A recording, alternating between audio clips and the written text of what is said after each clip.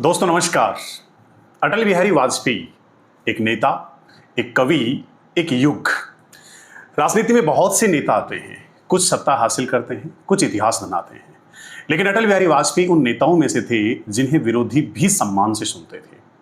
25 दिसंबर 1924 को ग्वालियर में जन्मे अटल बिहारी वाजपेयी सिर्फ एक राजनेता नहीं थे, वे कवि, वक्ता, पत्रकार और भारतीय लोकतंत्र की एक प्रभावशाली आवाज थे। उनकी सबसे बड़ी ताकत थी शब्दों की शक्ति। संसद में उनका जब भाषण होता था तो सत्ता पक्ष हो या विपक्ष, हर कोई व्यक्ति ध्यान से सुनता था। अटल बिहारी वाजपेयी जी 3 बार भारत के प्रधानमंत्री बने। पहली बार केवल 13 दिन के लिए, फिर 1998 में दूसरी बार प्रधानमंत्री का पद संभाला और फिर 1999 से लेकर के 2004 तक एक पूरा कार्यकाल करने वाली सरकार के प्रधानमंत्री बने। लेकिन उनके कार्यकाल की पहचान सिर्फ राजनीति नहीं थी।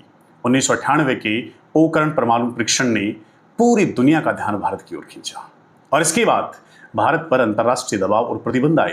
लेकिन वाजपेयी जी के नेतृत्व वाली सरकार ने भारत की रणनीतिक क्षमता को राष्ट्रीय सुरक्षा से जोड़ करके देखा। फिर आया लाहौर बस यात्रा का दौर। वाजपेयी जी पाकिस्तान गए, वो भी बस से पाकिस्तान गए, शांति का संदेश दिया, पूरी दुनिया को बताया कि हम वैश्विक स्तर पर सिर्फ शांति चाहते हैं। लेकिन पाकिस्तान ने उसका जवाब कारगिल युद्ध से दिया और युद्ध के दौरान उनका नेतृत्व और भारतीय सेना के प्रति उनका विश्वास देश की राजनीति में एक महत्वपूर्ण अध्याय बना। ऑपरेशन लॉन्च किया गया विजय, ऑपरेशन विजय। और वाजपेयी जी का सपना केवल मजबूत भारत का नहीं था, बल्कि आधुनिक और जुड़ा हुआ भारत बनाने का भी था। चाहे स्वर्णिम चतुर्भुज परियोजना, ग्रामीण सड़कों के विस्तार और दूरसंचार क्षेत्र में सुधारों ने देश के बुनियादी ढांचे को एक नई दिशा दी। लेकिन शायद वाजपेयी जी की सबसे बड़ी जो पहचान थी वो थी असहमति में भी सम्मान, जो प्राय आज की राजनीति में नहीं देखने को मिलता है। और उन्होंने एक बार कहा था कि सरकारें आएंगी, सरकारें जाएंगी, पार्टियां बनेगी, पार्टियां बिगड़ेगी, लेकिन ये देश रहना चाहिए, क्योंकि अगर देश है तो सारी चीजें पॉसिबल है। और यही सोच उन्हें काफी नेताओं से अलग भी बनाती है, और खासतौर से आज वर्तमान की सरकार से तो या पूर्ववर्ती सरकारों से तो। वाजपेयी जी विपक्ष में रहे तो सरकार को घेरा, लेकिन राष्ट्रीय हित के मुद्दों पर साथ भी खड़े रहे। उनकी कविताओं में संघर्ष था, उम्मीद थी और राष्ट्र के प्रति गहरा भाव था।